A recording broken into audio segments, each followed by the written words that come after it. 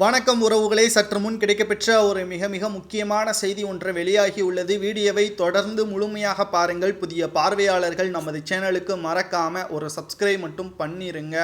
அதிமுகவில் இருந்து எடப்பாடி பழனிசாமி அவர்களால் நீக்கப்பட்டது செல்லுமா செல்லாதா என்று இன்னும் நீதிமன்றம் அதிகாரப்பூர்வமாக அறிவிக்கவில்லை. மாறாக அதிமுக பொதுக்குழுவில் எடுக்கப்பட்ட தீர்மானங்கள் செல்லும். ஆனால் அந்த தீர்மானத்தில் எடப்பாடி பழனிசாமி அவர்கள் பன்னீர்செல்வத்தை கட்சியிலிருந்து நீக்கியாச்சு என்ற அறிவிப்பு வெளியிடவில்லை. இந்த நிலையில்தான் 2026 வரை ஒருங்கிணைப்பாளராக பன்னீர்செல்வம் அவர்கள்தான் இருப்பார் என்று தேர்தல் ஆணையமும் இன்று காலை அதிகாரப்பூர்வமாக அறிவித்திருக்கிறது. குறிப்பாக பன்னீர்செல்வம் அவர்கள் புதிய கட்சியை தொடங்குவார் என்றும் எதிர்பார்க்கப்படுகிறது.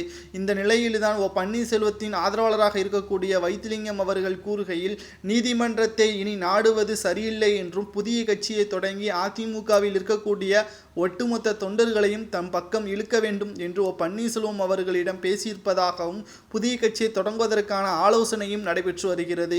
இந்த நிலையில்தான் பன்னீர்செல்வம் அவர்கள் சசிகலா அவர்களை இன்று மாலை வீட்டிற்கு நேரடியாக சந்தித்து புதிய கட்சியை தொடங்குவதற்கான ஆலோசனையும், புதிய கட்சியை தொடங்கினால் சசிகலா அவர்களுக்கு என்ன பதவியை கொடுக்கலாம் என்பதை பற்றியும் தற்பொழுது ஆலோசனை நடத்தப்பட்டு வருகிறது. குறிப்பாக புதிய கட்சியை தொடங்கினால் நிச்சயமாக எடப்பாடி பழனிசாமி அவர்கள் தலையில் இடி விழுந்தது போல்தான் ஆகும். ஏனென்றால் புதிய கட்சியை தொடங்கிவிட்டால் அதிகாரப்பூர்வமாக அதிமுகவில் இருக்கக்கூடிய பெரும்பான்மையான தொண்டர்கள் பன்னீர்செல்வம் அவர்கள் பின்னால் வந்துவிடுவார்கள். வருகின்ற நாடாளுமன்ற தேர்தலில் கட்சி பணிகளை முழுமையாக தொண்டர்கள் மூலமாகத்தான் செய்ய முடியும்.